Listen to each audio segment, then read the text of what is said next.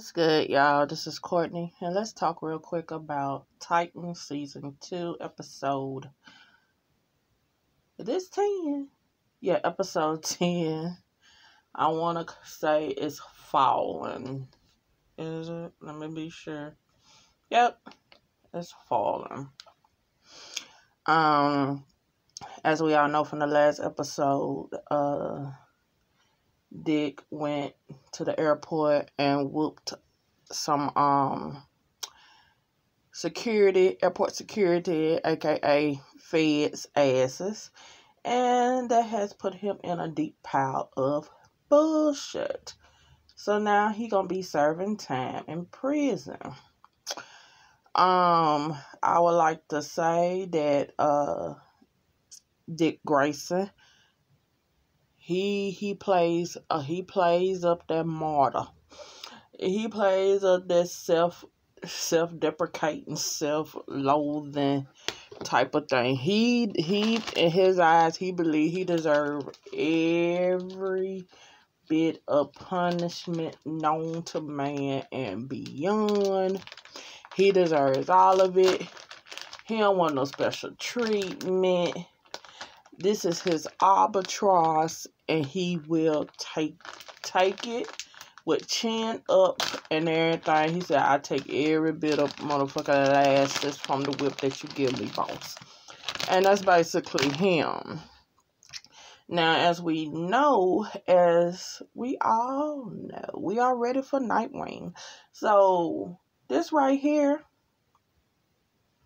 let's just call this the Nightwing origin story. The beginning of it.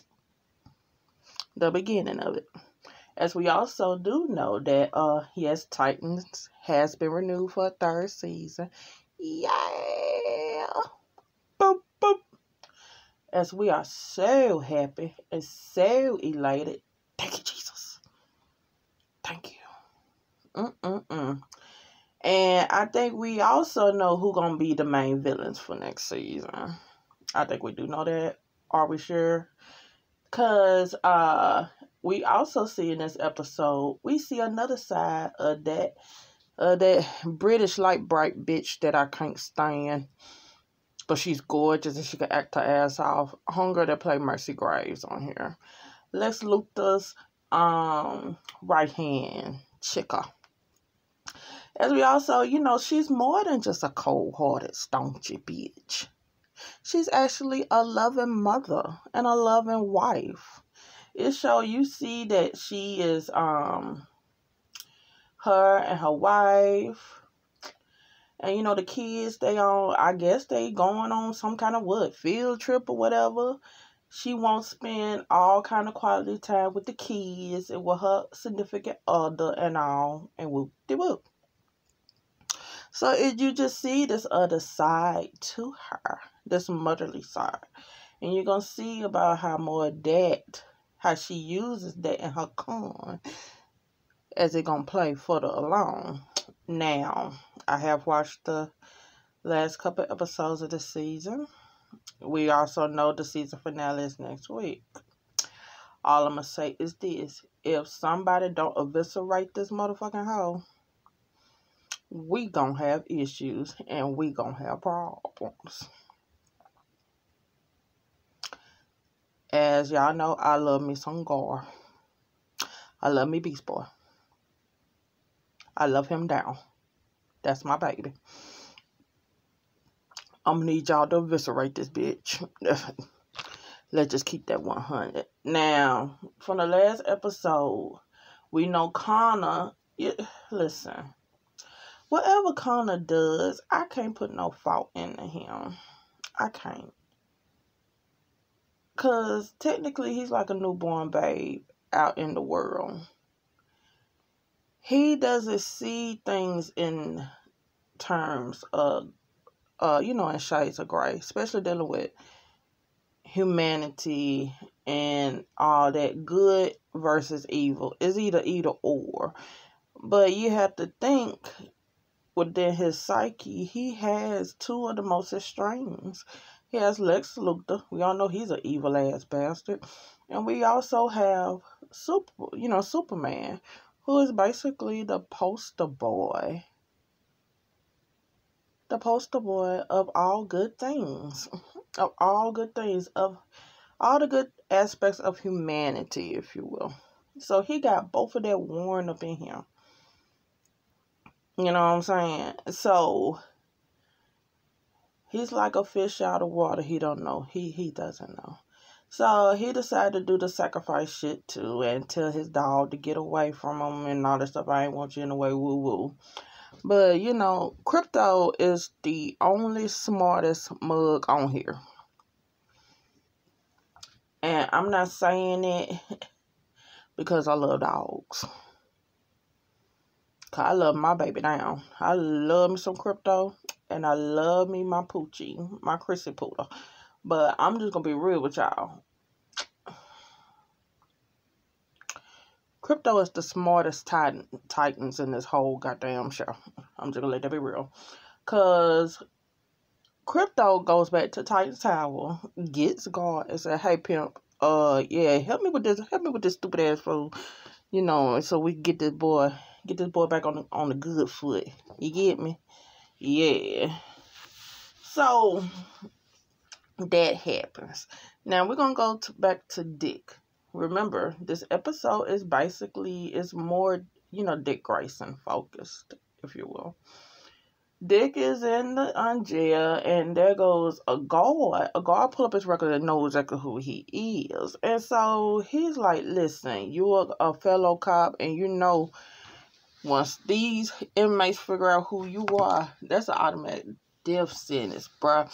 But I got you, pimping. Listen, you're gonna get a nice cell of your own, and woo woo woo, and all that."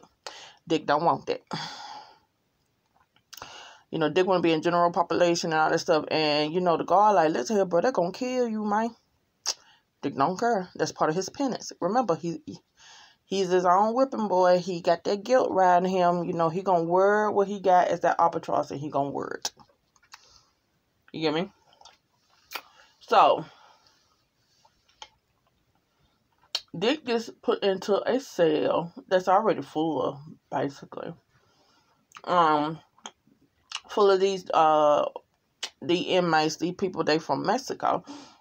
And here's the thing with them.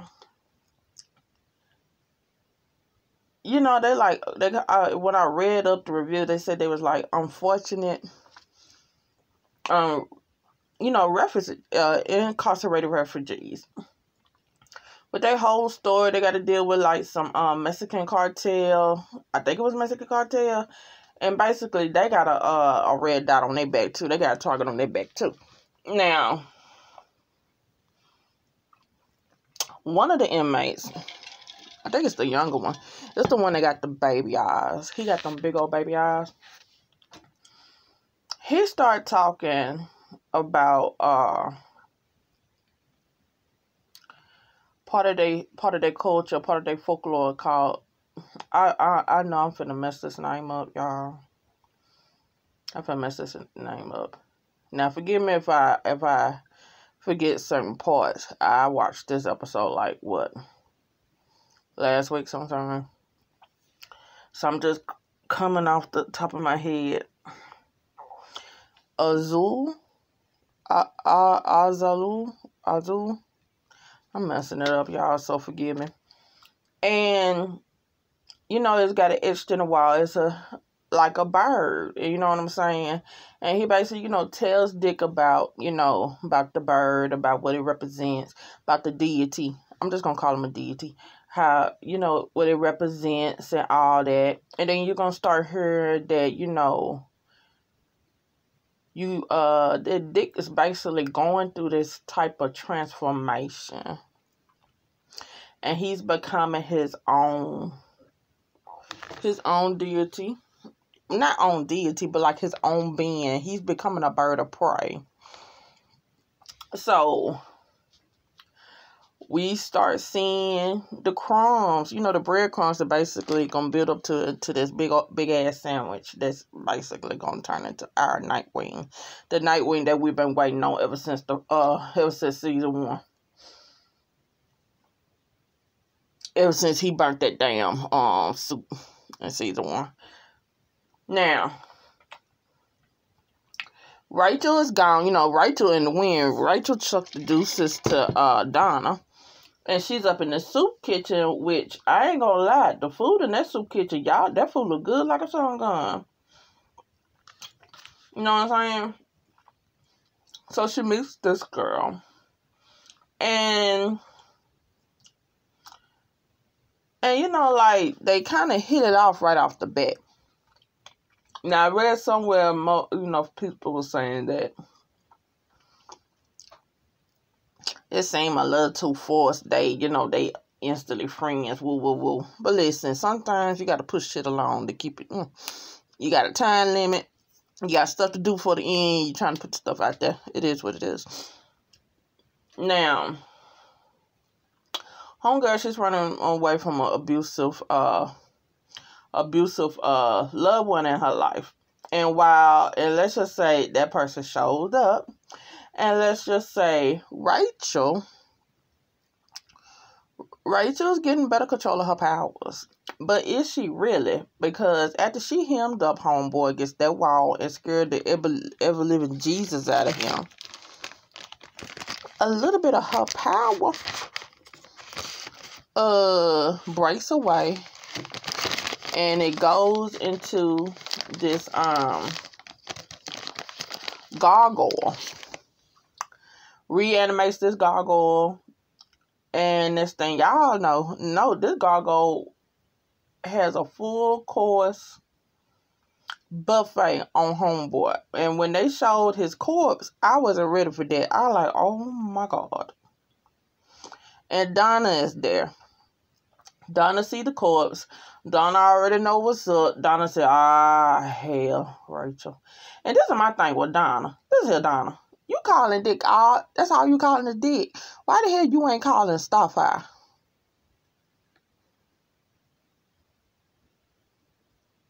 You get me? Now, you done called Dick about 50 11 times, and that mother still ain't answered the damn phone. That right there. That shit I told you something. You need to be calling more people than him.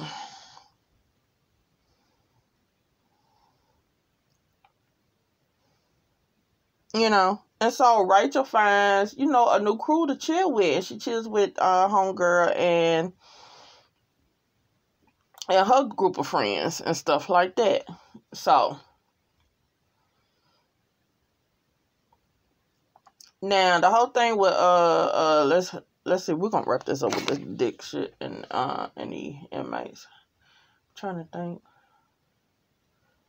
So there's a hit put out.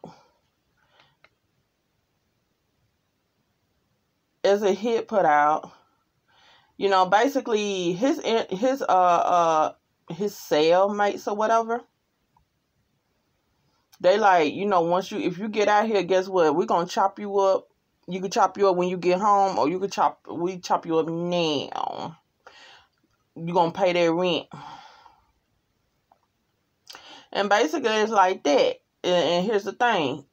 Kill that cop that's your cellmate and everything. If not, either way it goes, you got 12 hours. Either way it goes, you're going to be chop suey. Let's just call it what it is.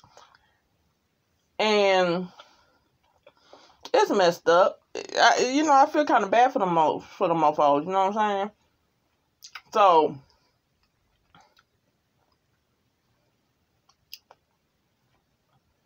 let's just say it comes to pass, they don't do what they were supposed to do. And they know they were going to get ready to get sent back to where they come from. But they know when they go back, they're going to be dead. So let's just say while they was getting ready to get into the van, they were like, we're going to break free and we're going to haul ass. And, they do that. But they also do it with help. And that help is Dick. Dick helps them get away. And Dick gets caught and dog walked. And as we see in the next episode, he gets put in isolation. Solitary confinement. Alright, so we head back to Gar, Connor, and the smartest Titan on the cast, Crypto. Connor, they find Connor, and, they try to talk to Connor, like, listen here, bruh, come back, you need to come back, you a Titan, whoop-de-whoop. But here's the thing with Connor. I believe Connor feels like, how can I claim I'm this when I don't know who I am? He said, I got the two Warren sides in me, and there's no gray area, there's no common ground, because I don't know how to cultivate one. I got these people that's after me, and guess what? Cadmus show the hell up, and I got a question. How the hell Cadmus find out where they was so goddamn quick? I like, y'all found Titan's Tower kind of quick, fast, in a hurry. And then here's another thing. Maybe I'm the only one that's thinking this mess. Lex Luthor, you ain't checked to see who owned that building, bruh. Bruce Wayne owned that building. This what I want to see. I want to see if they're going to be any kind of riffraff going on between Lex Luthor and Bruce Wayne. Because you messing with Bruce Wayne's kid, his firstborn, which is Dick Grayson. Especially when Dick Grayson decide, to get off his ass and stop feeling sorry for himself and go on and be the Titan, the leader of Titans that we need him to be. Now, Lex Luthor, you fucking with Batman kid. I just want to know, is that any kind of back and forth they're gonna go on between Lex Luthor and Batman? That's all I want to know. That's all I want to know. But I guess we'll see. Now, God and Connor and Crypto, they make it back to Titan's Tower, and all hell breaks loose. Let me tell you something. Every time y'all have a fight scene and it has my baby Crypto in it, just let him have the floor. Just let Crypto do what Crypto does, and that's skull dread. Let me tell you something. When Crypto jumped in the air and did looked like he did a somersault on some air particles and snatched that guard up, I was in here hollering. I said, come through, Crypto. Connor, listen, that's Superman, bro. So, Connor was showing him, he was doing what it do. But here's the thing, Mercy, she was looking at that whole thing, and her eyes fell upon Gar. And Gar started growling and stripping. I was like, oh. And as soon as Mercy saw that, Mercy said, use tranquilizers. I want that tiger. I was like, look at this old trifling bitch. And so she comes in, and when she comes in, when she come in to talk to Connor, she doesn't use that cold-hearted, diabolical bitch voice. She uses the tone that she uses with her kids. And that's how she snatched Connor. And she also lied and told my Eve sent her. Which we know that's a lie. Hell, they probably found Eve and they done killed that bitch. Let's be honest, they done killed his mama. So that's how they was able to reel them in. Now, Crypto, they pull a net on Crypto with kryptonite, and Crypto was looking at Connor like, bro, don't believe this bitch. Don't believe her. Because that's exactly how he was whining and looking at her like, don't believe her, she lying, bro, she lying. You know what I'm saying? But yeah, so I was like, Lord, this is some hot mess. This is some hot mess, y'all. So that was it. That was the end of the episode, y'all. Was it the end of the episode? Let me think. Hold up. Let me think. Okay. Now, here we go. We go to the the Titans. Well, not the Titans, but Cadmus. And, ain't no telling what they're doing to Connor or the dog. Now, they got God in this whole getup, and I'm thinking it's a shock collar they got around my baby.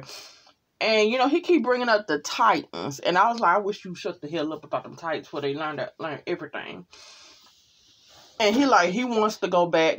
Well, he wants to go back home. He wants to go back to the Titans. And here's the thing with Mercy. Like I said before, she's using the same tone that she uses with her kids. She used that motherly figure tone and everything. And that's how she gets them. And that's how she gets. She's a bitch. Donna shows up to the tower and sees all hell. She sees the blood. She sees the glass. She sees everything. And that's how the episode ends, y'all. Yep. That's it, y'all. I'm finna go and start on the next one. Like, share, subscribe, leave comments down below. And I'll holler at y'all. Bye.